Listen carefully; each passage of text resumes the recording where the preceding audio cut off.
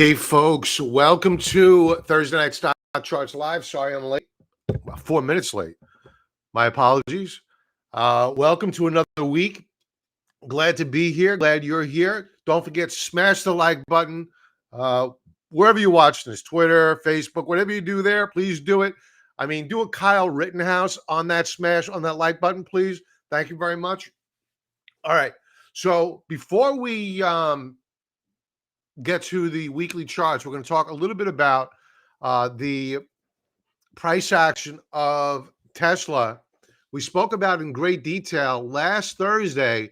I'm going to remind you about what I said back then. We're going to follow up with what happened on that trade. We were short at the time. We have also shorted, what else? What else are we short? Oh, God. NVIDIA. Shorted NVIDIA. We not shorted. We put a strangle on PayPal, and we also traded PayPal long as well. Did very, very well. I'm fried right now. Actually, next week, going on vacation, I am going to have my laptop with me. I am going to be working. I may or may not do a Thursday Night Stock Charts Live next week. So forgive me if I don't. I probably will because I'm going to get bored. So let's begin with first giving a shout out to those madmen over at our sponsors over at TrendSpider. Folks, don't settle for ordinary trading software. It's time to up your game by using artificial intelligence and TrendSpider's algorithm. Use their algorithms to help identify support and resistance levels, but have it done for you. The system does it for you. I use it all the time. I still draw manual trend lines, but I also, what I'll do is I'll use the overlays to validate, am I accurate? Am I on point? Did I miss something?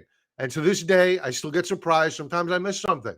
So automate your grunt work, speed up your technical analysis, and improve your accuracy by using their trade alerts. It's a if this, then that approach to trading. If the stock breaks out, okay, then you take action. If it breaks down, then you take action or you take no action at all.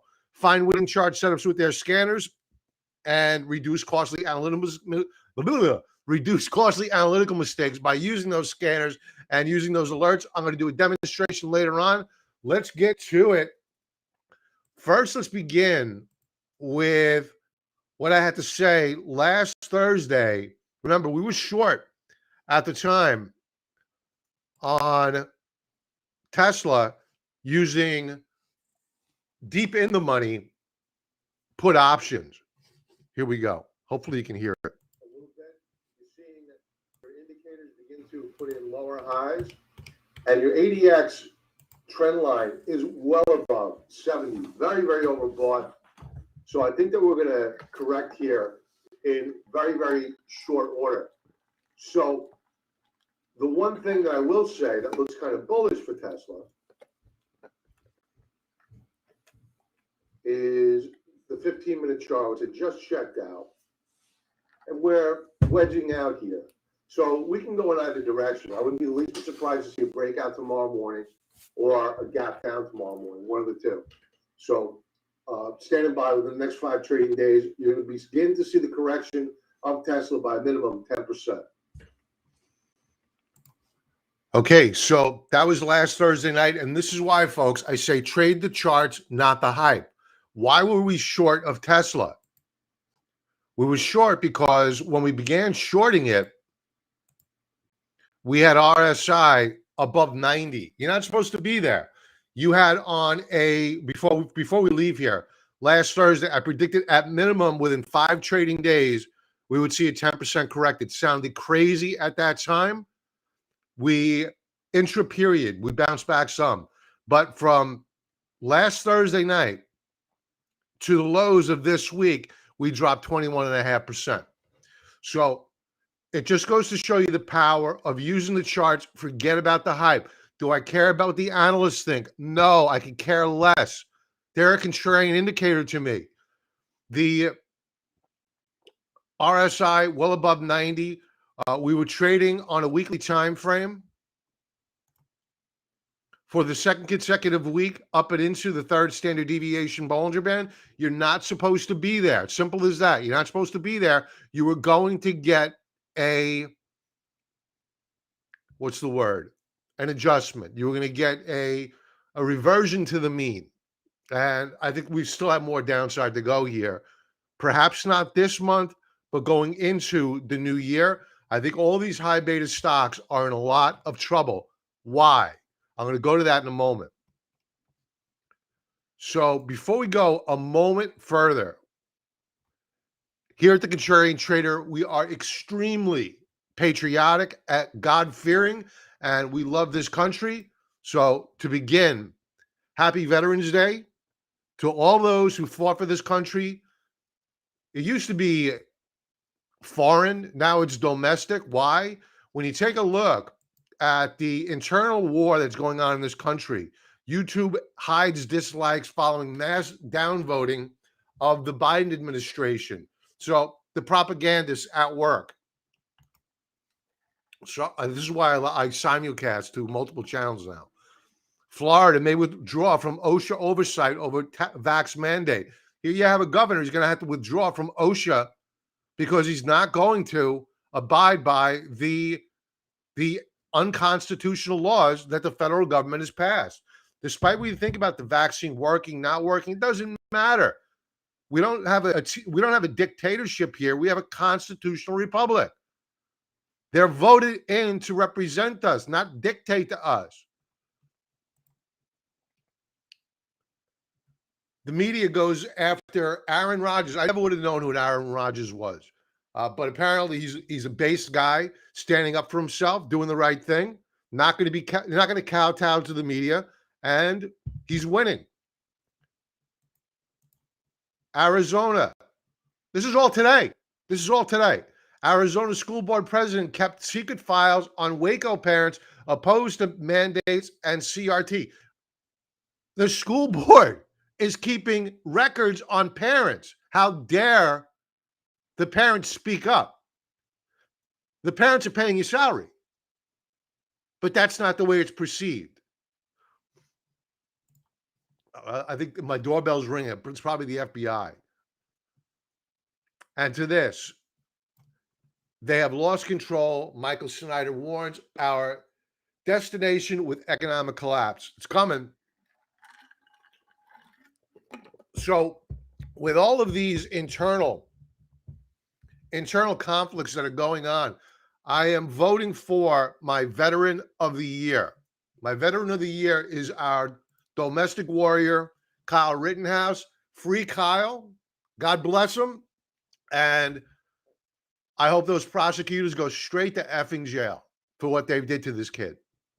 And I hope he sues everybody in the media that slandered him. Horrible. Absolutely horrible. Let's talk about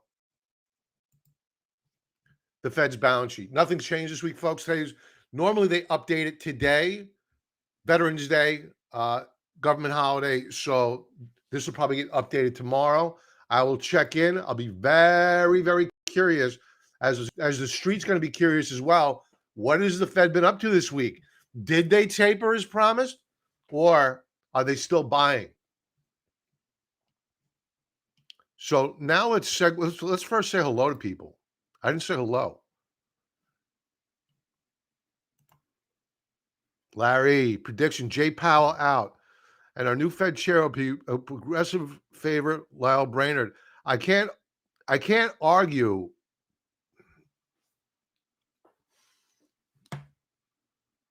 I can't argue with you. If you take a look at who's departed the Federal Reserve, 3 Fed governors have departed. All 3 have been to the moderate to the hawkish side. None have been to the dovish side. There is one, I think it's a female as well, that's very hawkish. I forget her name, but I think what they're waiting to see is what does Powell do? Does he go ahead with this taper? If he does, then he's probably going to be out. So especially with the midterms coming up, if the stock market goes into free fall, They can't take any risks. The Democrats are in a lot of trouble. They're in a lot of trouble. It's not how bad do they lose. Oh, excuse me. It's not do they lose the control of the Congress. It's how bad do they lose. So buckle up. They're going to need a lot of monetary heroin to keep these guys from losing a lot of seats. William, Bob, what do you think about the inflation data? Uh, it's pretty much consistent with what we expected. I think it's low. And what I mean by that is that we've been talking about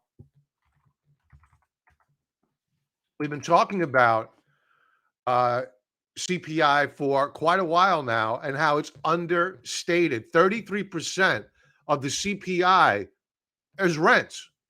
But rather than using real rents, they substitute real rents with owner's equivalent rental. So basically, they ignore real rent prices. And they say, okay, what if the person bought a home? What would they be paying? And however that works, don't ask me. That's just what they do. It's the government. I can't swallow a stupid pill to think like they do. They actually, it's pretty ingenious in a way because people buy it. That's how they keep a lid on this. We here at the Contrarian Trader like to use the import-export prices. It's a pure measure of pricing, not the CPI.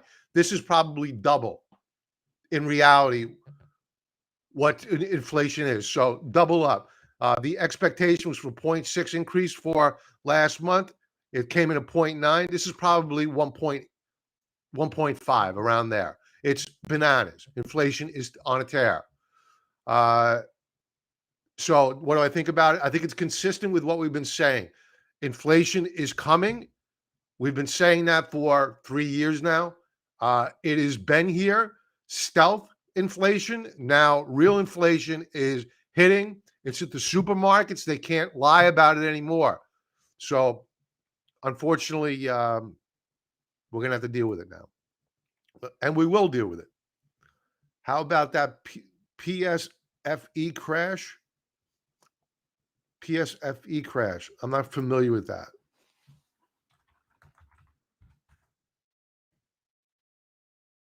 Oh, PaySafe. I'm not familiar with. What do they report earnings?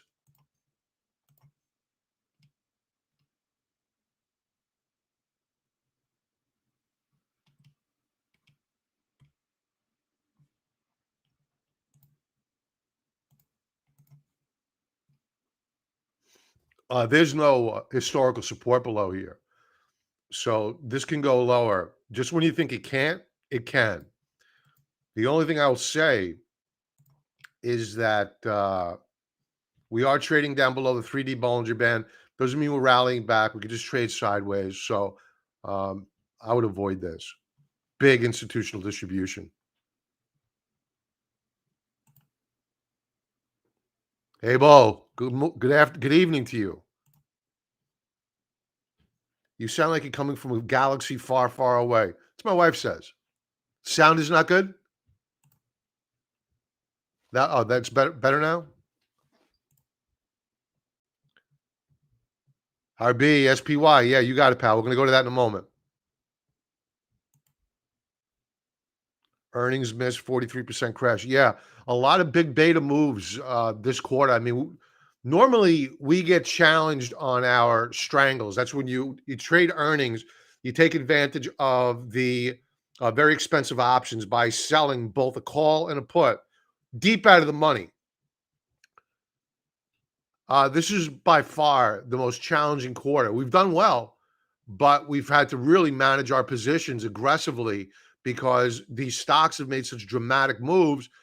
Just when you think that you're really deep out of the money, you're in the case of this quarter, our put side's been tested 3 times. Right now, we're in PayPal. I'm bullish on PayPal, so I'm going to take the shares in.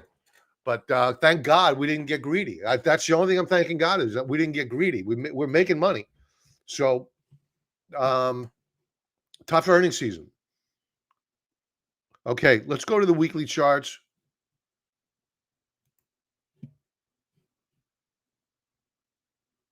Any Salty Army members here? Out of curiosity? Welcome if you're here. Happy Veterans Day to you as well. All right, let's begin with bonds. Okay, so bond yields, bullish key reversal bar on the week. You can go back to last week's Thursday night stock charts live, and I said, it didn't make sense that yields were going down lower. It just didn't make sense. And the reason why I said that is that we had a pretty strong economic data. So now everything seems to make sense. We have a bullish key reversal bar on the week. These are all weekly charts, unless I say otherwise. This is what we do here, folks that are new. We go over the weekly charts, and I always say this: one trading day left, and it can make a big, big difference. So right now, it looks as though we may get a breakout of an inverted head and shoulders setup on the 10-year yield. So for those not familiar with an inverted head and shoulders setup, here's your left shoulder, here's your head, here's your right shoulder, and it looks as though we're ready for liftoff. So watch the updated Federal Reserve balance sheet. Let's see whether or not they really did follow through on their commitment to taper. The TLT, the 20-year bond ETF, weekly chart, bearish reversal bar. Volume is going to come in above average.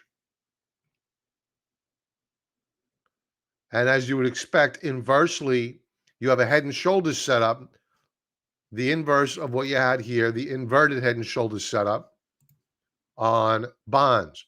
And for those of you out there that are new, just watching me for the first time, you'll be saying, what's this guy talking about? Does he trade stocks or trades bonds?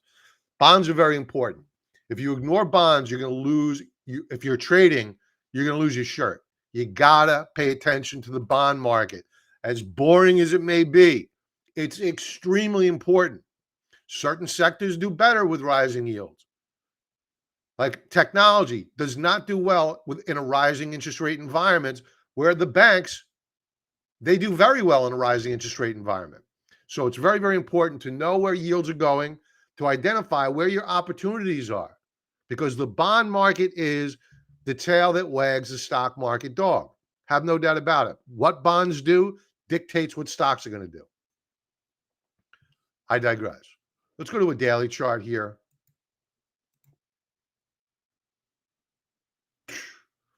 Brutal. This is a breakout point failure, aka a bull trap. We broke out on the 9th. Very next day, failure. Very bearish.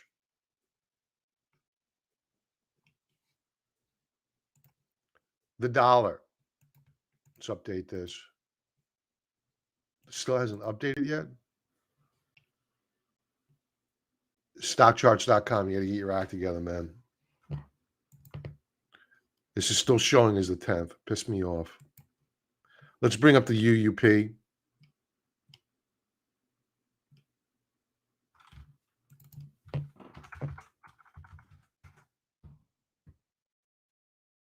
Invesco.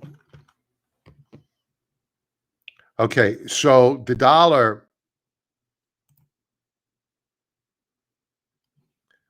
we spoke about this last week, that the dollar had broken out, that it should have gone up on the Fed news. It didn't. It got hammered. I questioned why, but I did point out to members on the weekend commentary that, listen, yeah, we sold off on Friday, but we still held the breakout point, and the path of least resistance remains higher for the US dollar. Sure enough, we're up about a percentage point on the week. The Dixie is up higher. This is going to pull back. The Dixie is up higher on the week, because on the Dixie, We closed up over a percentage point yesterday,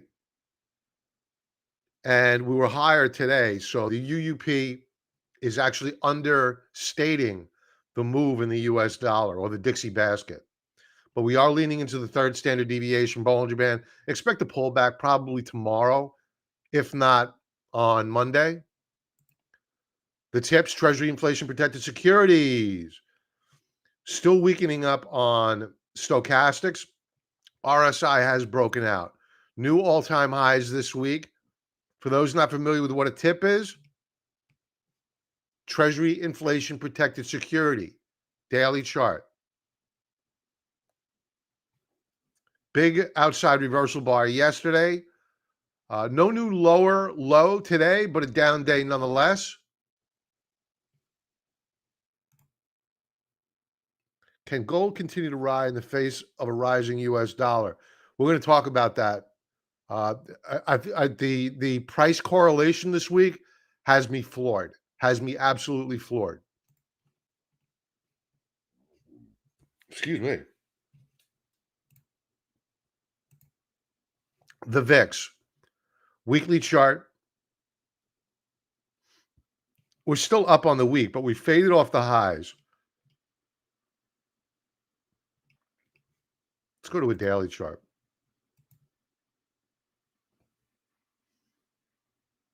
We broke support today.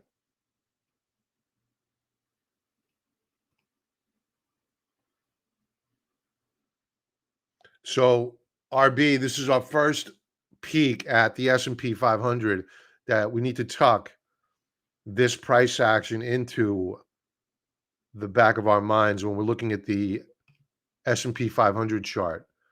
All right, two equities, the Dow transports, down over 0.75 of a percentage point on the week. Still extended here. Trading above the 2 standard deviation Bollinger Band. I think that this is a blow off top last week. That doesn't mean we go straight down from here. But this is a parabolic move. And generally parabolic moves are met with prolonged reversal trends. I mean, we're probably going to move lower over the course of the next several months. How I see it playing out is we could trade sideways here for the next couple of months, but once we get into the new year, brand new ball game. Right now, you have seasonality that favors equities.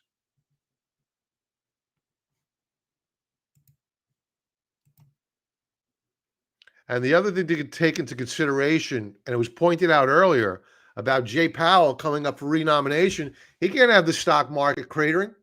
This stock market craters before he gets reappointed. He's done. There's not going to be a reappointment. He's out. He's out. So you see the stock market crashing before Thanksgiving, Christmas. He's gone. So the transports, what I think is going to happen here on a daily time frame, we have a breakdown. I spoke about this. I warned, watch out for this breakdown. We're probably going to get it. And we're probably now going to rally back up to around the 17,000 mark. It's at that point where I think things begin to get ugly. Right here. Just above the 17,000 mark. And what will happen is that we will probably roll over, retrace back down to 15,754, base there, break on a head and shoulders breakdown, come back down to this trading range, consolidate for a while, then ultimately break.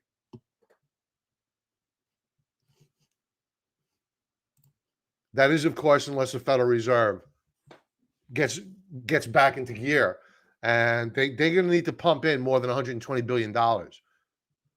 You have the law of diminishing returns, equities, at least the Dow Jones anyway. Bearish reversal bar on the week for the Dow, down a percentage point, one trading day left to go.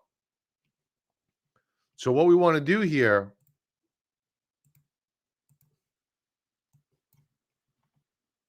Take our crayon out. And right now we are flirting with a breakdown.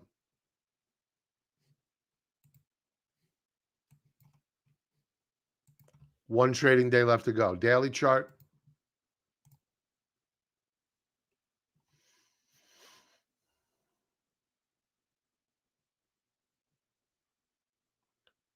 Looks like we'll find support in this range at 35.80, around there.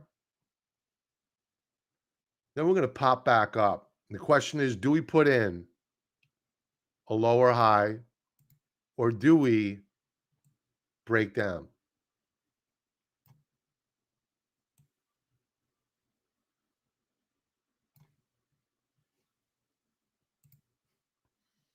So right now, what we're doing at the Contrarian Trader is that we are building a shopping list of shorts. And I catch a lot of flack for being aggressive on extreme overbought stocks. Fucking, it works, dude. And our favorite, which I'm stalking right now, is Microsoft. And when you take a look at the monthly chart, RSI 82.2,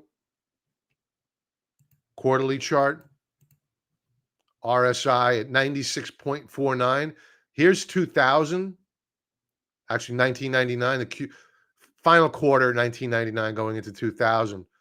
We had RSI that was higher than where we're at right now, if you could believe that. But don't forget, back then Microsoft was a real go-go stock in terms of growth. It's a high quality stock, don't get me wrong, but you don't have that kind of growth that supports this type of an RSI.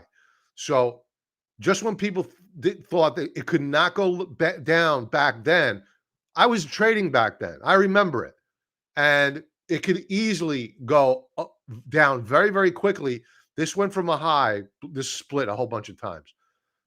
It hit a high of 38.36. It hit a low actually the low is here in 2009 of, what was it?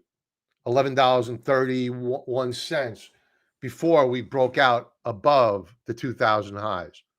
Took a long, long time. Right here, 2015.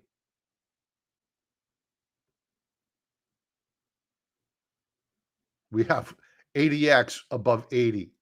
Anything above 65 on your ADX trend line is considered overbought. This is bananas. This is even worse back in 2000. So it really helps to look back into history to put things into context. All right. And what I want to also cover is the S&P 500 RB. This is to you, pal. RSI on a yearly basis for this S&P 500. When I saw this, I almost hit the floor. RSI in a yearly time frame for the S&P 500 is above 90, folks. Think about it. This is not going to end well. This is going to be the mother of all crashes.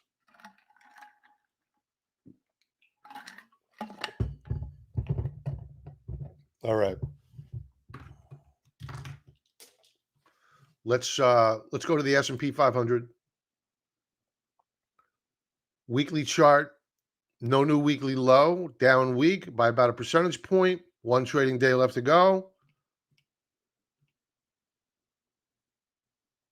MACD has gone positive. Daily chart. Today we eked out a gain. No new daily low. MACD poised to go negative. Small caps. Weekly chart. A down week by about a percentage point. But today was a pretty, when I looked at it early on, it looked like a pretty good day. Yeah, closed up nearly a percentage point. We were higher at one point, But you could tell what the market's telling you here is that resistance around the 240 mark on the IWM.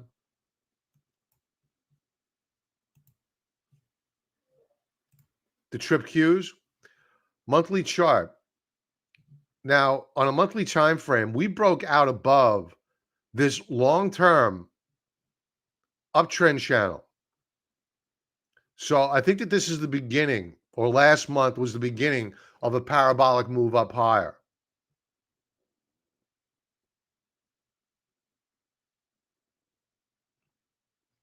You've been seeing a lot of parabolic moves up higher. Tesla, Nvidia, AMD, all of them since corrected.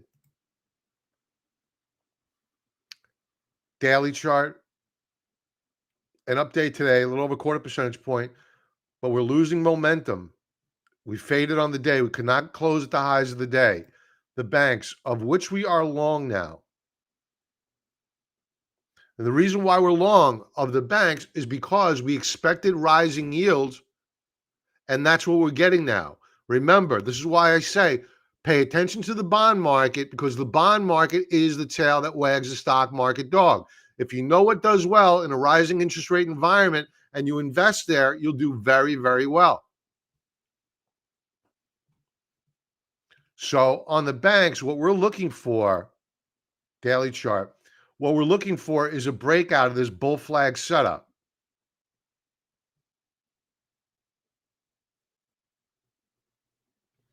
Still don't like these stokes. We're in a corrective mode on the stochastics. I do not buy stocks when the stochastics are trending down and are below 50. I don't do it.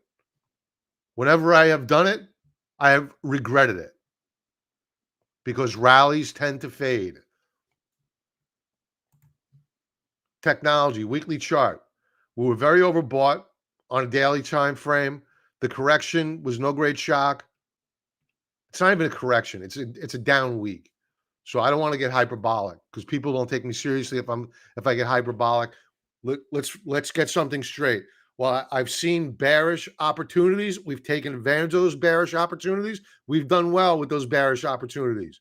That being said, we are still in a confirmed uptrend in this market. If you get net short of this market, you do so at your own peril. We are not there yet.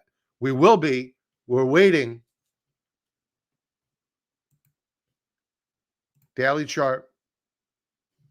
We had RSI at about 80. It's an index. Indexes really don't stay above 80 on RSI for very long. You saw the same thing with consumer discretionaries, and they got hammered in a very, very big way. So technology up today, but lackluster. We faded off the highs. Very light volume. This is not sexy.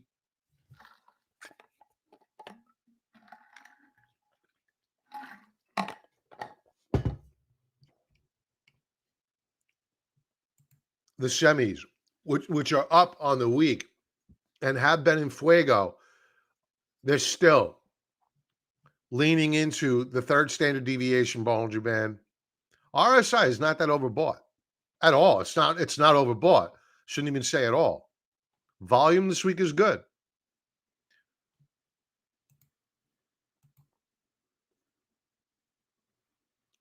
A very nice bounce back today. The question is, do we take out all-time highs or do we roll over or do we consolidate? Two questions. Three questions. Three questions.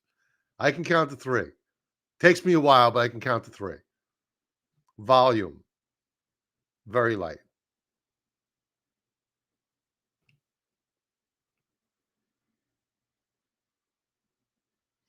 I want to bring up NVIDIA. We're going to be trading NVIDIA next week, folks. NVIDIA reports earnings on the 17th, and we'll do as we normally do, and that is we sell options, we generate cash flow. Where's my NVIDIA? I'm not paying attention.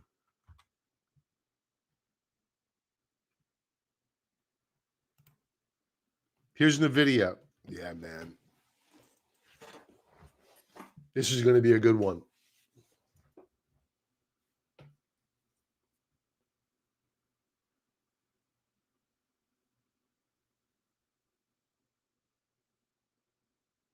I don't want to buy the options right here. I don't want to buy put options right now. I think that NVIDIA, even if they had come out with a really great report, the stock is probably going to go down. And the reason is it's technical. And that's where a lot of guys get in trouble when they trade options. They don't look at the chart. They're not paying attention to the chart. They're looking at the price of the option, how cheap it is or how expensive it is and how much money they could make, rather than looking at the chart and saying, okay, where's my support levels? Where are my resistance levels?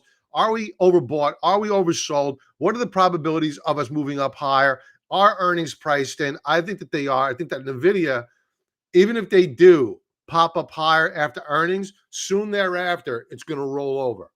So what we're going to do is we're going to sell into earnings the day of earnings, a deep out of the money call option, and at the same time, a deep out of the money put option. Now, we may buy options the following day if we don't get a reaction to the downside immediately, like that.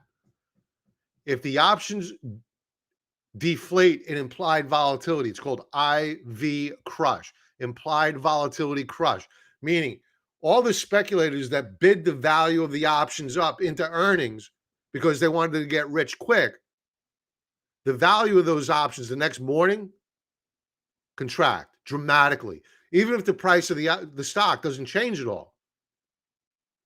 Even if the stock goes in the direction that the option buyer wanted the stock to go to, may decline in value if it doesn't move enough because the implied volatility leaves the option. So that's when we'll look to buy options.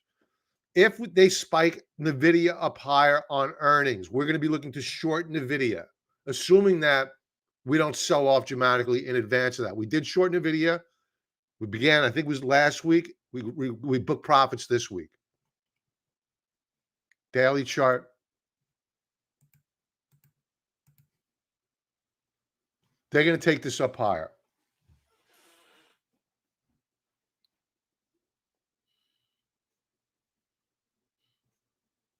It was a very good day today.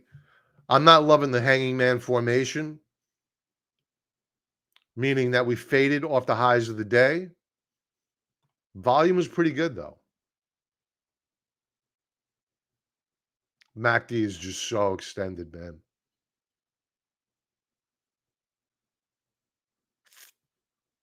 So NVIDIA is going to be an interesting play. Members, stick around. LABU, weekly chart. What are the premiums like on Microsoft options? I looked earlier because the way I'm going to short Microsoft is not going to be using the common stock. What I'm going to be doing is I'm going to be using a bear put spread. Let's bring up the options on Microsoft. Excuse me, not the options, the chart. And I'll illustrate it for you. If everybody's interested, I'll illustrate the trade. If you're interested, give me a thumbs up or just say yes, whatever, and I'll do it. Because I don't want to, a lot of people don't like options. I don't want to bore people to tears. So let me know if you're interested, and I'll go over the trade and how I have it mapped out. We'll come back to Microsoft. I'll put the chart way back here. We'll wrap up with it. Consumer discretionaries, weekly chart. I told you this thing got whacked this week, and it was in the cards. We closed out last week above the third standard deviation Bollinger Band for the second week in a row.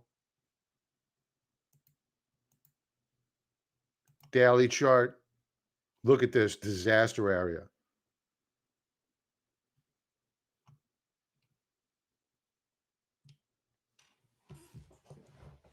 Big volume. Institutional distribution.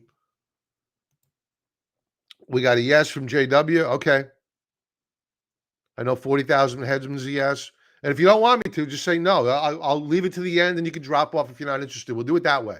So that way, if you're not interested, you can just drop off. but then you're going to miss stock chart requests. All right. So if you stick around, I'll go over your chart. Weekly chart of energy. This is our chart of the day yesterday. In that, first let's go over the week. Weekly chart, we're down 1%, no great shock. Volume light,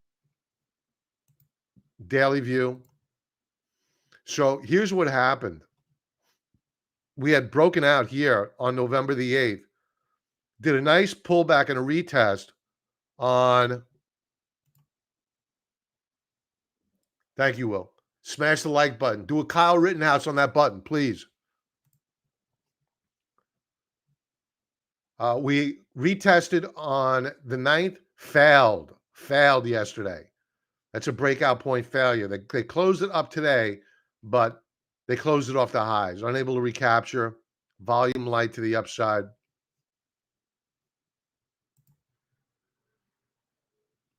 Natural gas, clubbed, hammered. Avoid. Oil. This is going to be potentially the third consecutive down week for oil. Let's go to a daily chart. I got to buy home heating oil again.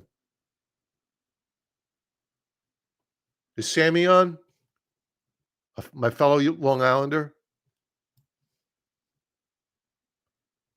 If Sammy's on, I'll go over home heating oil because we're going to arbitrage it.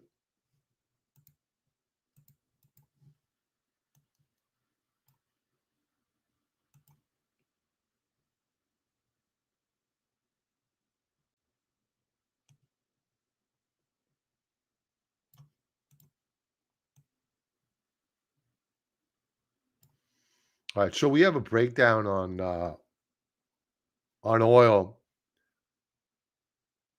Not a severe one. But if we break and close down below 55 on the USO, things are going to get real fast for oil. Stokes rolling over, losing momentum. Emerging markets, a good week. And what's shocking is that emerging markets are rallying along with bonds, and along with bond yields and the US dollar. Normally that does not happen. But the same could be said for gold. This is a good looking chart. Higher lows in RSI. Bullish reversal bar. Well, my local food store has gas rewards program. I've been using the rewards to buy diesel rather than home heating oil. Smart man. I've resorted to that in the past. Diesel, we've run out. Let's go daily chart. Emerging markets are starting to shape up. We broke out. So let's war game this. Vietnam. Nothing happening there. Brazil. Gapped up today. Brazil looking good. Where's my India fund?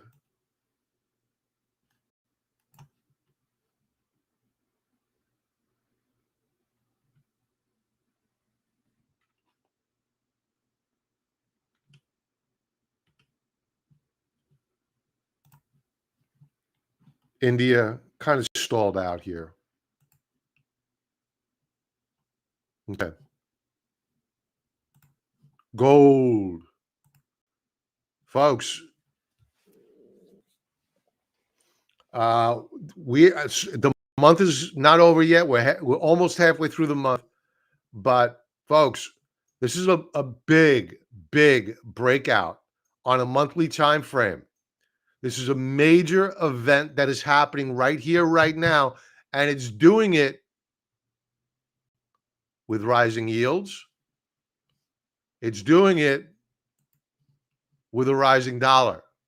Could you imagine if yields and the dollar were dropping? So gold monthly time frame looking the bomb right now.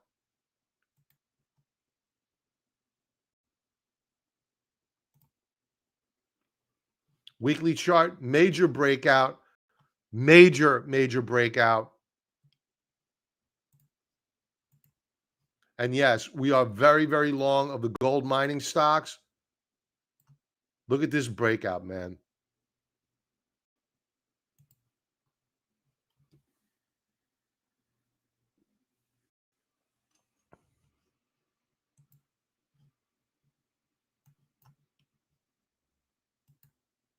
Stocks rising, RSI is rising. Volume's going to come in really good. Daily chart. We're a bit extended here. We'd like to see a retest of this 1850 mark. And we will be looking to add more to our gold mining trade, to our silver trade. We're going to go over silver in a moment. Now, one strategy that I may do is rather than buy we're long of the NUGT, which is a leveraged ETF, putting long of the mega cap gold stocks. We're also long of the GDXJ. Those are the junior miners. As a matter of fact, I have covered calls expiring on the junior miners. I have to manage that trade. That's tomorrow. I may have to roll the trade. So looking for, where's a good resistance level here?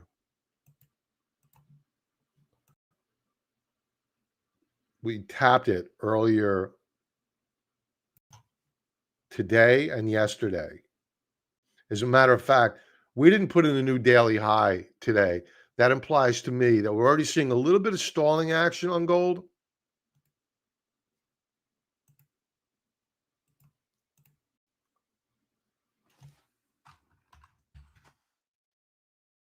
Oh, it's going up higher tomorrow morning. It's going to pop.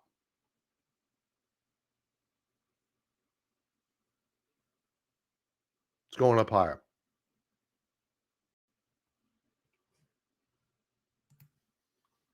Junior miners, weekly chart, major breakout here.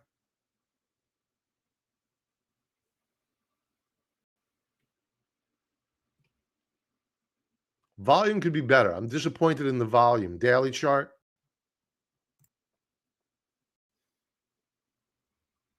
We stopped at resistance today. Volume's outstanding on a daily time frame.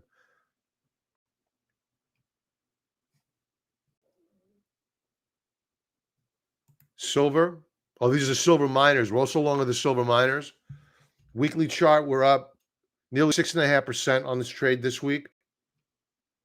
Volume, the bomb, looking good. Daily chart.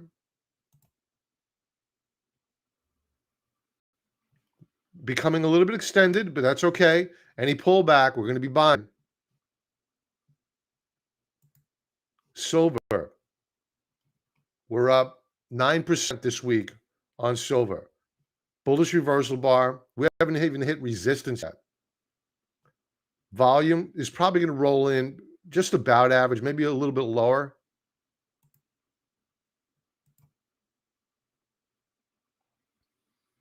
We're trading above the 2 standard deviation Bollinger Band. Probably going to pause here a little bit. That's okay. Stokes still looking good. Silver looking awesome.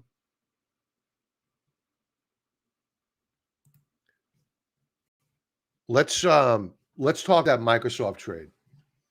Now, to do this,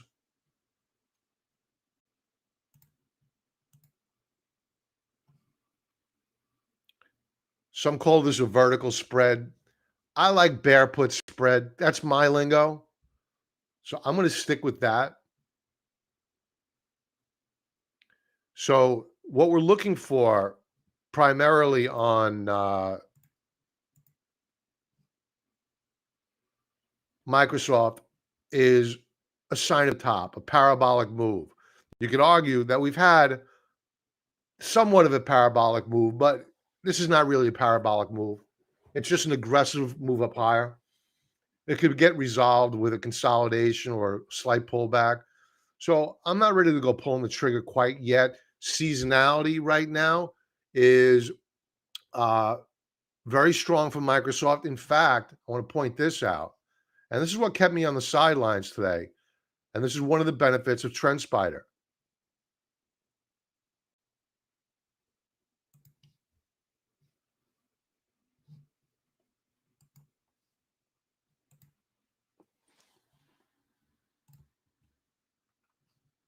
All right, so here's Microsoft.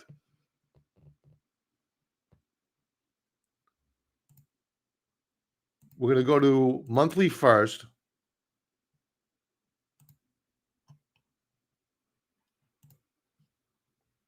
$12 they'll do. Over the past 12 years, Microsoft is up 75% of the time. Now, if you go back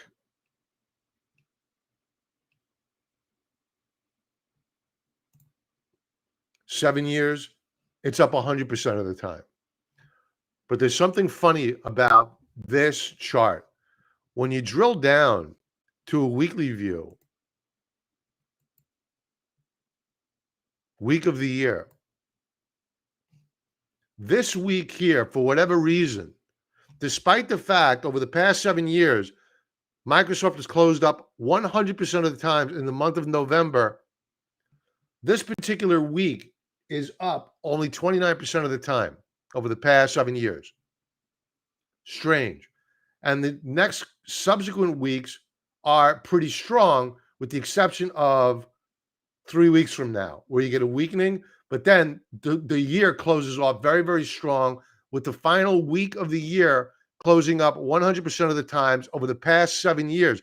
This is important data. This is not data you trade off of purely, but it can keep you from jumping off of that ledge too quickly. So I took a look at this and I said, okay, I like the chart setup. I don't like the seasonality setup.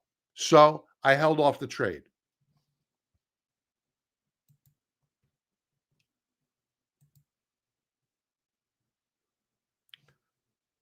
Very interesting. All right, so back to the trade on Microsoft. If and when I do trade it, I'm going to be using what you call an 80-20 delta spread. What does that mean? What it means is that rather than shorting the stock, I'm going to buy a put option. But that put option is not going to be a out of the money option. So let's do a hypothetical. Let's say that I'm going to short Microsoft tomorrow. We closed today out of $332.43. I don't want to buy a out of the money option because I could be wrong. And if the stock continues up higher into the back half of the year, well, those options lose value very, very quickly. Whereas if I buy a deep in the money option and I add incrementally, then I'm still in the game. Even if I'm wrong in the short term, longer term, I could still be right. As long as I nibble, add incrementally. If you're going in all at one time and you're buying options, you're nuts. And what I would do is I would sell or buy an option right here at the three. I'm not going to get it exact, but you can see here on the left side of the screen where it says 373. I would buy the 370 put option. So let's add a note here.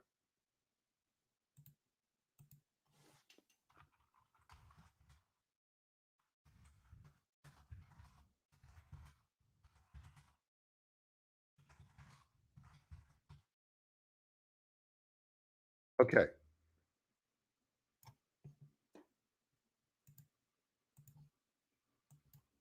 And there you go. I'm going to buy that.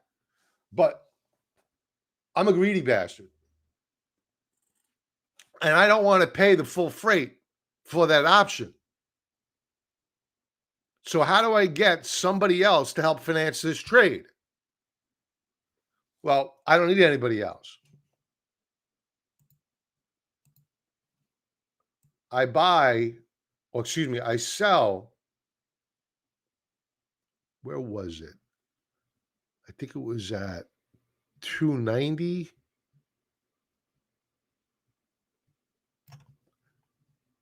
Let's just leave it here. 289, close as I could get it.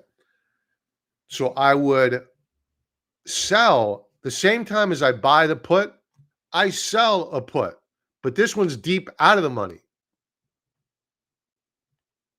And I bring in a credit.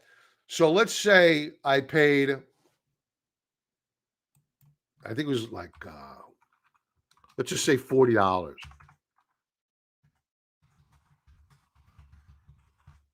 I think it was more. It was more like 45. 45. There we go. And let's say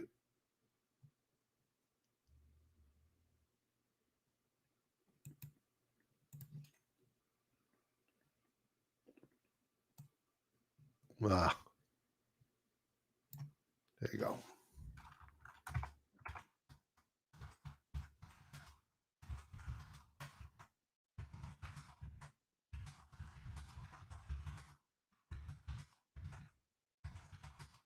For $10. I don't know why this is here. Okay.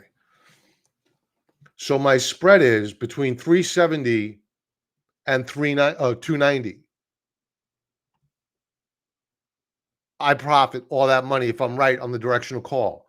The cost of the option is not $45 per share. It's now only $35 per contract. Excuse me, not per share. The cost is not $45 per contract. It's actually $35 per contract. The offset is that if Microsoft, for whatever reason, was to go down 300 points, I don't get all that gain. I cap my gains at 290. If it hits 290, I don't make any more money. But I minimize my risk by helping finance the trade. I was right directionally. So this is going to be the game plan for shorting Microsoft. It's probably not going to be this week. It may not even be this month, but I'll be going out until probably June of 2022 on the expiration. So that's the game plan. If you have questions, I'd be more than happy to answer it.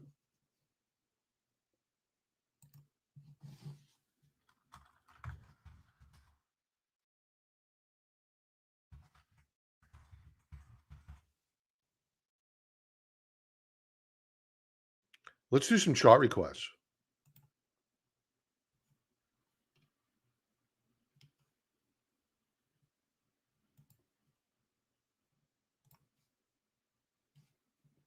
All right. Let me go to the members area. Do we have any Salty Army members on? Just say hello if you would, please. We'd love to see if any of you guys are on here. More than welcome to be here. All right. In fact, we insist that you're here. All right. I have no chart requests. Okay. Let's take some from the audience. I think we're over anyway. Yeah, it's 7:03. BTCS.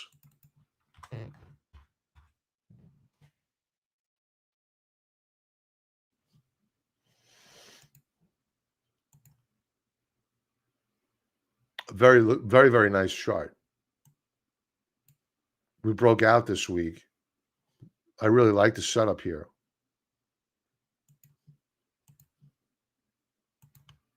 Now, these folks, this is my manually drawn line.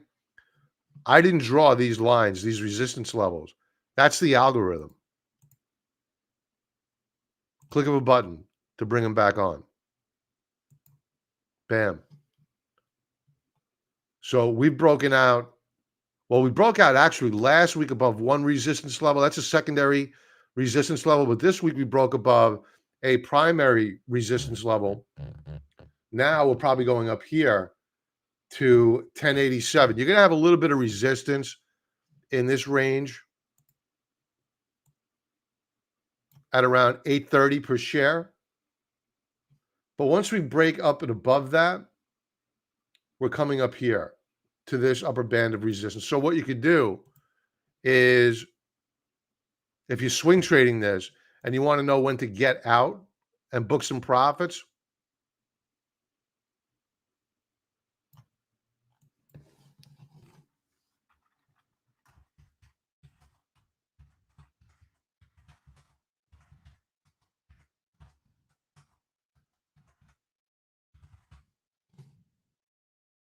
and for giggles, we'll want to know if we break through, because if it breaks through and closes there, you may just want to add more to the trade rather than booking profits.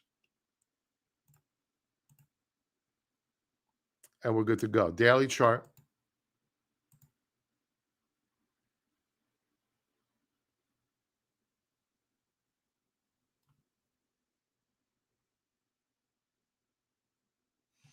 So a little bit concerning again, the automated trend lines here. We're going to take them off.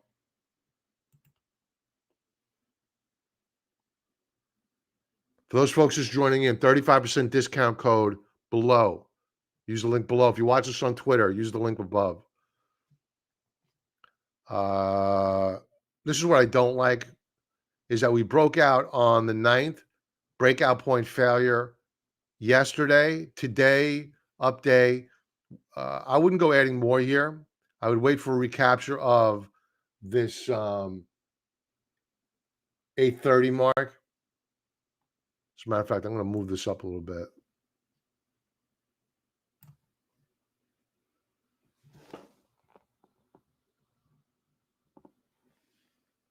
$834 around there. I don't know how much seasonality there is. Let's check it out though.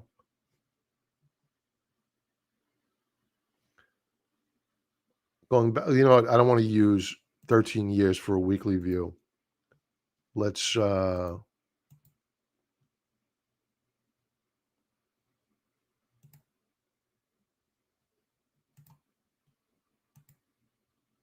back 8 years. This is traditionally a pretty strong week. Next week, not so great. Let's check out a monthly view.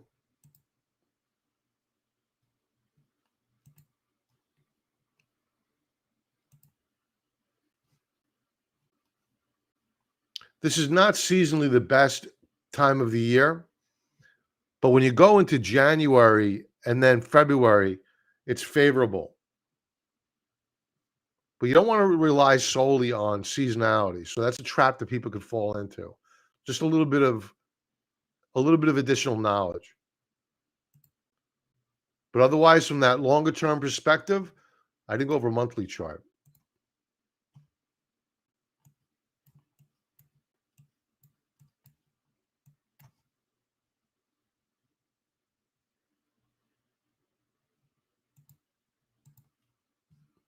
Yeah, you got to wait for that.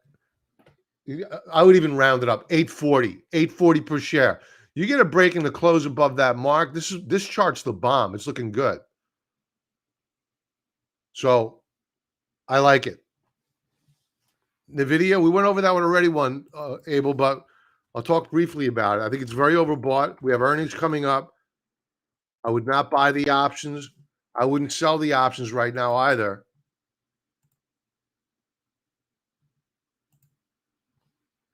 On a weekly view, we're tapping the third standard deviation Bollinger Band. Daily chart, we had a hanging man formation today. Not my favorite up candlestick. A lot of times that's a head fake when you get a hanging man formation. But we could continue up higher here into earnings. But it's at earnings where I would probably get a little bit more aggressive to the downside with NVIDIA, because we're already so overbought. Going back to that weekly chart, RSI on a weekly time frame is at about 83. So I hope they pump it up higher, to be honest with you, into earnings, and they probably will. That's NVIDIA. With that, folks, thanks for joining in. I appreciate you being here. Remember, trade the charts, not the hype. Be well.